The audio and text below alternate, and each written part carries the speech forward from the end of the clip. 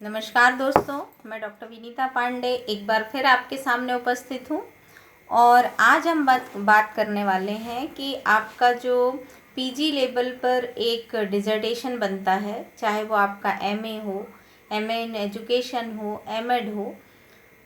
MSc हो, या आपका एमकॉम हो, या आपका और भी जो भी पीजी की डिग्रीज़ होती हैं, उनमें आपका लास्ट ईयर में एक डिसर्टेशन बनता है। डिसर्टेशन में आप लघु शोध भी कह सकते हैं। और उसमें अगर देखा जाए तो आपको कोई एक समस्या लेकर के उसके ऊपर आपको रिसर्च करनी होती है। तो मेन ये देखने की बात है कि कभी कभी विद्यार्थी काफ़ी भ्रमित होते हैं कि आपने एक टॉपिक लिया और उस पर रिसर्च की, लेकिन जब वाइवा होता है तो नॉर्मली ये सवाल होता है कि आपकी रिसर्च डिज़ाइन क्या है और रिसर्च डिज़ाइन वास्तव में क्या होती है, हम उसको कैसे डिज़ाइन करते हैं, उसके अंतर्गत कौन कौन सी चीज़ें आती हैं,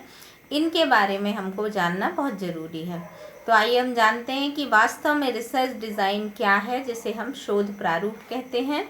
जो आपके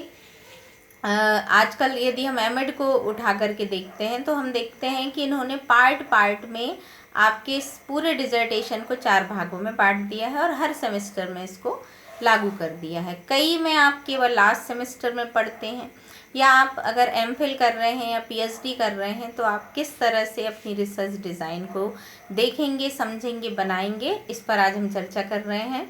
तो सबसे पहले हमें ये जानना ज़रूरी है कि वास्तव में रिसर्च डिज़ाइन होती क्या है, शोध प्रारूप वास्तव में है क्या। तो अगर हम देखते हैं तो वैज्ञानिक शोध प्रक्रिया का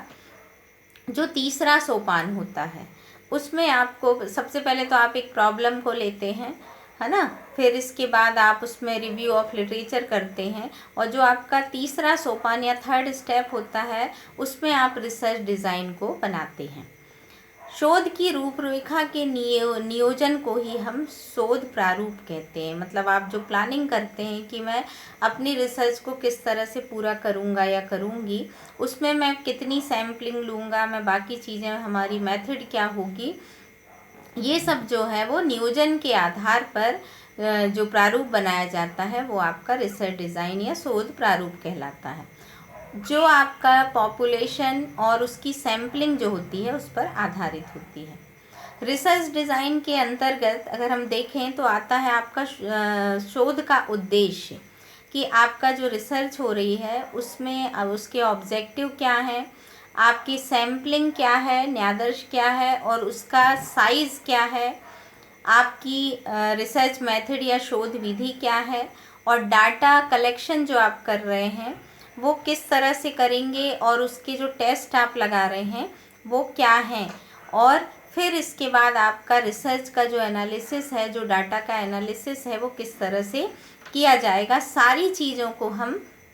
शोध प्रारूप या रिसर्च डिज़ाइन में सम्मिलित करते हैं। तो इस प्रकार से अगर हम समझें एक लाइन में, तो शोध प्रारूप के अंतर्गत उन सभी क्रियाओं और विधियों को सम्मिलित किया जाता है जिनकी सहायता से हम एक रिसर्च को पूरा करने में जो भी उद्देश्य हैं उनकी प्राप्ति आसानी से की जा सकती है, और उसके बाद उसकी जो हाइपोथेसिस है या परिकल्पना है उनकी पुष्टि आसानी से कर सकते हैं। तो शोध कार्य को आरंभ करने से पहले ज़रूरी हो जाता है कि हम रिसर्च की डिज़ाइन को तैयार कर लें, शोध के प्रारूप को तैयार कर लें। अब आते हैं कि शोध प्रारूप का क्या अर्थ होता है। तो जैसे यदि हम एक रिसर्चर को देखें तो उसे अपने अनुसंधान को प्रारंभ करने में के पहले उसके सभी पक्षों को देखना होता है। जैसे अगर हम प्रत्येक विवरण, प्रत्येक स्टेप को देखते चलते हैं तो उसमें बहुत तरह की चीज़ें होती हैं, जिसमें तार्किक क्रम में हम उनको लगाते जाते हैं और फिर धीरे धीरे एक ढांचा विकसित कर लेते हैं, और शोध के उद्देश्य और परिकल्पनाओं के आधार पर ही हम शोध की डिज़ाइन या शोध का प्रारूप जो है वो तैयार करते हैं। अब अगर हम रिसर्च करते हैं तब हमें ये पता चलता है कि कुछ वो जो होते हैं आपके पार्ट या कारक या एलिमेंट्स जो होते हैं जिसको हमें रिसर्च डिज़ाइन में लेकर के चलना होता है। वो पहला होता है आपकी शोध विधि, मतलब आपकी रिसर्च मेथड क्या है, इसके बाद आपका की रिसर्च डिज़ाइन क्या है, आपकी सैम्पलिंग या न्यादर्श का प्रारूप क्या है, कितने आप लेंगे,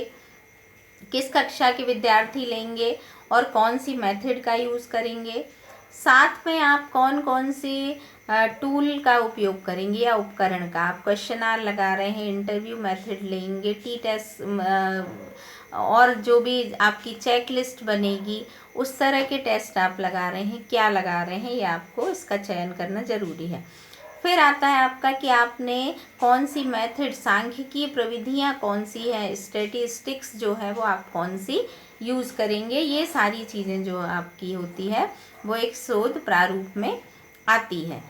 शोध प्रारूप का नियोजन करने से संबंधित साहित्य का अध्ययन जो होता है वो उसके महत्वपूर्ण अवयवों के निर्धारण में सहायक होता है, क्योंकि आप जो रिव्यू ऑफ लिटरेचर लेकर के चलते हैं उससे आपको ये पता चल जाता है कि इसके पूर्व जितनी भी रिसर्चेज हुई हैं वहाँ जिन रिसर्चर्स ने काम किया है उन्होंने क्या डिज़ाइन ली थी, क्या सैंपल लिया था, किस समस्या के लिए क्या चीज़ें यूज़ की थी, तो आप उसका उपयोग कर करके शोध प्रारूप को बहुत आसानी से बना सकते हैं। इसमें हम 4 वर्ग को लेकर के चलते हैं। जैसे अगर हम 4 वर्गों को देखें तो शोध प्रारूप के आधार पर अनुसंधान में जितनी भी क्वेश्चंस होते हैं उनका सबका हमको सलूशन मिल जाता है, मतलब हमारी समस्या का समाधान जो है वो हो जाता है। शोध प्रारूप के द्वारा ही हमको संभावित त्रुटियों का नियंत्रण करते हैं। जैसे हमें कुछ गलतियां अगर दिखाई देती हैं तो हम कंट्रोल कर पाते हैं उनको। और शोध के अवयवों का स्वरूप समुचित और प्रैक्टिकल होना चाहिए, ये हमको मान करके चलना रहता है कि रिसर्च डिज़ाइन हम इस तरह से करें कि हमें अपनी रिसर्च में किसी भी तरह की कोई प्रॉब्लम ना हो। अब हम देखते हैं कि शोध प्रारूप की परिभाषा जो होती है वो क्या है। तो साइंटिफिक अगर हम देखें तो शोध प्रारूप शोध की रूपरेखा तैयार करने की विधि होती है, जिसमें शोध उद्देश्य, शोध विधि, प्रविधियाँ, न्यादर्श, प्रदत्तों के संकलन की प्रविधियाँ, प्रदत्तों के विश्लेषण की सांख्यिकी प्रविधियाँ और शोध प्रबंधन का आवश्यक रूप में उल्लेख किया जाता है। Research design is a mapping strategy. It is essential a statement of the objective of the inquiry and the strategies for collecting the evidence, analyzing and evidence and reporting the finding. इसके आधार पर हम ये कह सकते हैं कि research design जो है वो रिसर्च की पूरी प्रोसेस को सम्मिलित किए हुए होती है। इसमें हम अगर आप देखें तो आपके ऑब्जेक्टिव होते हैं, आपकी मेथड ऑफ रिसर्च होती है और आपके सैंपल होते हैं, साथ में आपका डाटा कलेक्शन की मेथड्स होती हैं, साथ में आपका डाटा एनालिसिस होता है, एनालिसिस करने का स्टैटिस्टिक्स जो होता है, वो सारी चीज़ें कौन सी आप यूज़ कर रहे हैं, ये सारी चीज़ें जो होती हैं वो आपकी रिसर्च डिज़ाइन में होती हैं। तो आशा है कि आपको शोध प्रारूप या रिसर्च डिज़ाइन समझ में आ गया होगा। इसके बारे में हम और भी बातें करेंगे, जिसको हम अगले वीडियो में बात करेंगे। हमारा ये वीडियो जो है वो आपके रिसर्च के वर्क को बहुत ही आसान बना देगा। एमएड के विद्यार्थियों के लिए भी बहुत हेल्पफुल है, एमए के भी विद्यार्थियों के लिए बहुत हेल्पफुल है। तो आप अपने सभी ग्रुप्स में इसको शेयर करें, ज़्यादा से ज़्यादा लाइक करें, शेयर करें, चैनल को सब्सक्राइब करें, ताकि बहुत सारे विद्यार्थियों को इन चीज़ों का लाभ मिल सके। नमस्कार।